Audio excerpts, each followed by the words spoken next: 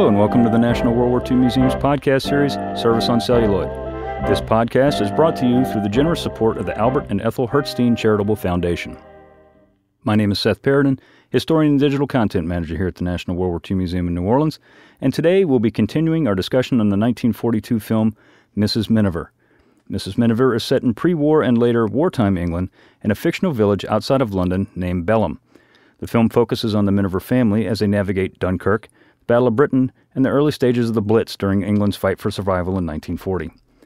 Mrs. Miniver stars Greer Garson as Mrs. Miniver, Walter Pidgeon as her husband Clem, Teresa Wright as Carol, Richard Ney as Vin, and Dame May Whitty. Mrs. Miniver was directed by William Wyler and written by Arthur Wimperis, George Froschel, James Hilton, and Claudine West. The film was based on the book of the same name written by Jan Struther. Mrs. Miniver was both a financial and critical success, being nominated for 12 Academy Awards, winning 6, including Best Director, Best Actress, Best Supporting Actress, and Outstanding Motion Picture. One of the historical elements portrayed in Mrs. Miniver was the so-called, quote, miracle of Dunkirk, unquote. I thought I might go into a bit of the history of Dunkirk to possibly better explain why the operation to rescue those British and French soldiers pushed to the sea is still to this day such a popular topic. If you remember, there was a movie made not long ago by Christopher Nolan entitled Dunkirk, which we might have to review in a future episode of this podcast, that was centered around this one specific event.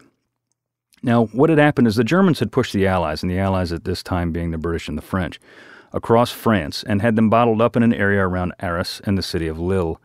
With the Germans breathing down the necks of the Allies, the Germans suddenly stopped their assault. Hitler issued the infamous halt order on May 24th, stopping his panzers and infantry from annihilating the BEF, which is the British Expeditionary Force, and what was left of the French army. Now, much has been said about this over the years, including the ridiculous thought that Hitler wanted to let the Allies escape so that he may negotiate a peace with the Brits, and that's just simply not true at all. The halt order was one of the first of many military blunders that the Fuhrer issued to his military forces, is what the truth of it is.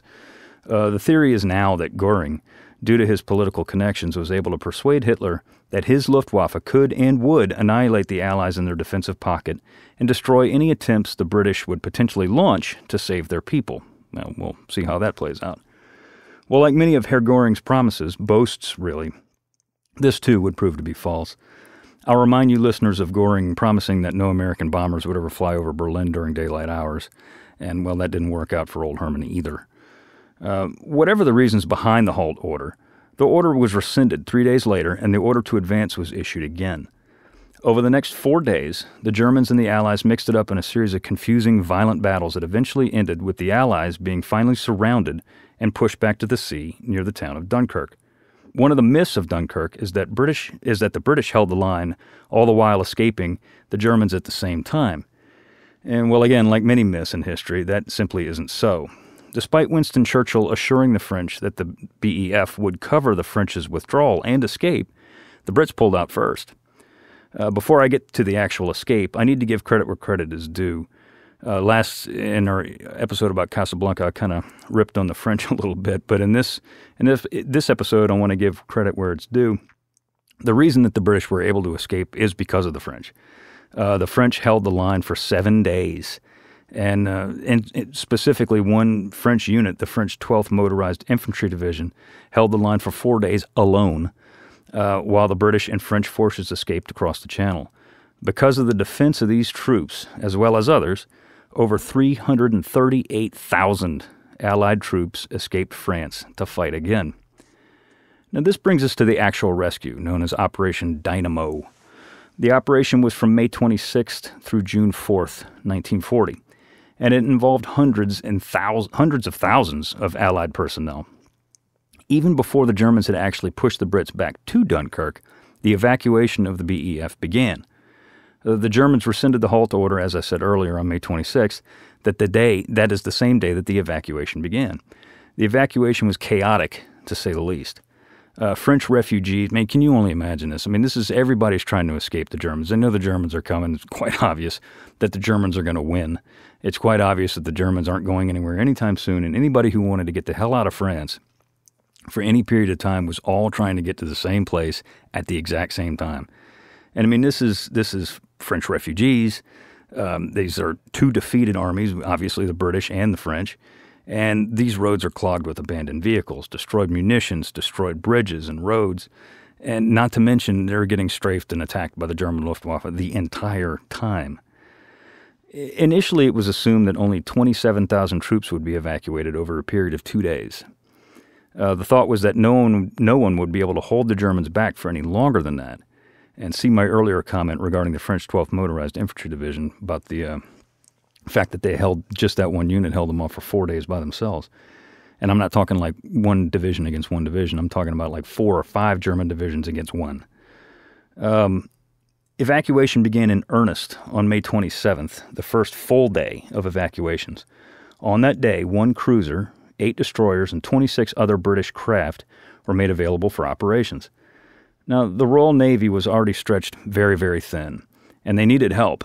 What capital ships the Royal Navy had, and Royal Navy, I'm talking about the British, obviously, and what capital ships they had, like their battleships and their aircraft carriers, were not suitable for an operation like this. They would have been sitting ducks in the English Channel for the Luftwaffe or the German Kriegsmarine. They needed smaller vessels. They needed destroyers and minesweepers and things like that.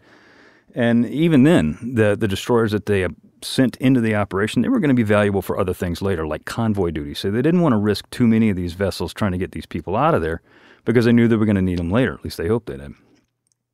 After combing boat yards and nearby harbors for craft, a call was put out by the British Navy on May 31st for additional assistance to be provided by the public for the evacuation of British soldiers.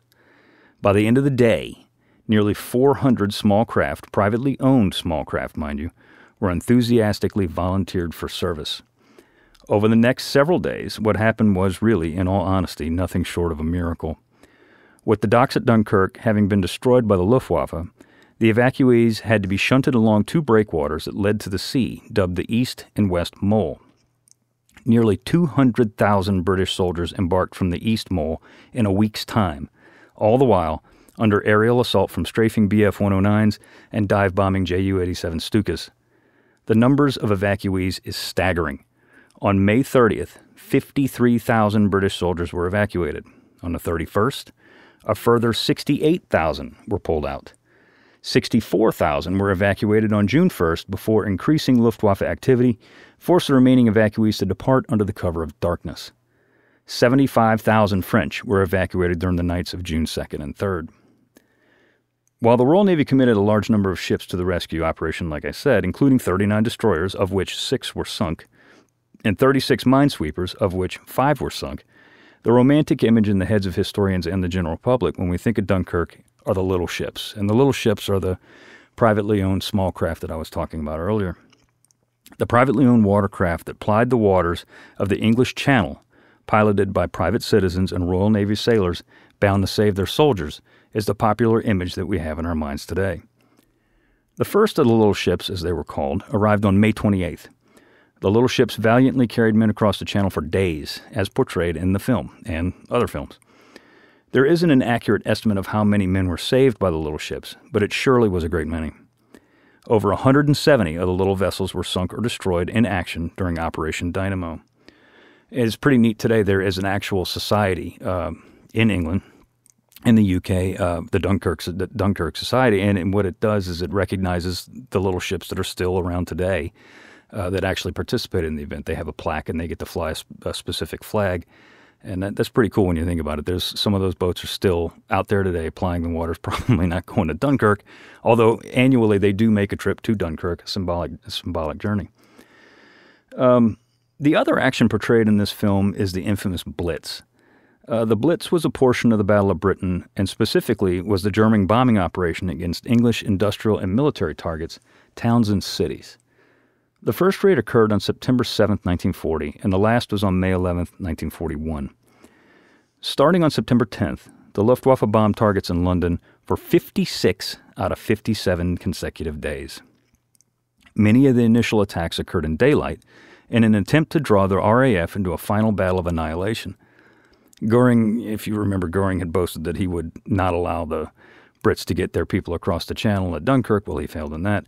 And then later he told Hitler that his Luftwaffe would annihilate the RAF in a series of air battles, and he failed at that as well.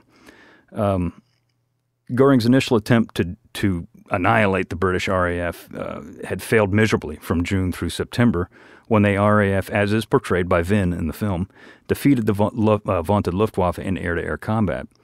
It's estimated that the RAF enforced a 3-to-1 at least casualty rate on the Germans. For every for every one Brit that was shot down, the Brits shot down 3 Germans. The Brits had feared an aerial attack on their cities before the war actually began. In World War I, London was bombed by German airships and aircraft, so the thought of a bombing campaign against London was very fresh and real. As a result, the city was prepared, as best they could be, for an aerial assault. Women and children were evacuated to the countryside so as to not put them in harm's way, if possible. That's not to say that all women and children were evacuated. There were not, of course, but a great many were, before the first bombs ever fell. On September 1st, 1939, the very first night of the war, London enforced her first blackout. The lights would not come on again in the city for 6 years. The purpose for bombing London proper was, of course, to break British morale. The thought was that if the citizenry sustained night after night of relentless bombing, their morale and will to fight would break and their effort would collapse. The Luftwaffe hoped to destroy morale by destroying the enemy's factories and public utilities, as well as its food stocks, by attacking shipping. Needless to say, that didn't happen. Just the opposite occurred, really. More civilians volunteered to become unpaid local defense volunteers during the bombing than before. People desired to work longer shifts, and war contributions rose. London's citizenry were not the total targets, of course. The Germans did actually try and target military targets, and not hospitals or schools, as the propaganda of the day liked to say. You'll remember in the film that Clem spoke of the Germans bombing the hospital. Again, not that it didn't happen, because it did, but they were not direct targets. The Germans did not set out to bomb hospitals or schools. But in all actuality, aerial bombing in World War II, strategic bombing or tactical, was not very accurate. So the fact that they were able to hit a target at all was a small miracle, much less the fact that they were going to hit things outside of their target area. So how effective was the bombing on London? How effective was the Blitz? It depends on how you look at it. Certain targets were destroyed, sure, and others were not. But as far as the British production was concerned, it actually rose during the Blitz. Fighter production was the only thing that really dropped, which was actually the point of the German attacks, but it didn't drop enough for the Germans to be able to declare victory. Interesting to note that the opposite could be said for Germany in 1944.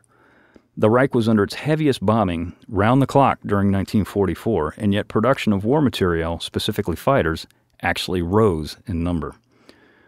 That being said, effectiveness can't really be judged in terms of just targets. The real cost of the Blitz, human lives, cost around 41,000. In World War II, even though civilians were supposed to not be targets, they were. Always. On the other side of the channel, the cost in human lives in Germany due to aerial bombings was staggering. It is estimated now, today, 2019, that over 600,000 German civilians, including 76,000 children, were killed during the aerial campaign against Germany from 1940 to 1945. That includes nighttime bombings by the Royal Air Force and daylight bombing, strategic bombing campaign by the United States Army Air Forces. War affects everyone. And with that, I want to thank you so much for listening. Tune in next week when we discuss the 1970 masterpiece, Kelly's Heroes. You can follow us on Facebook, Instagram, and Twitter at Service on Celluloid. Be sure to rate and review us on iTunes if you like what you hear.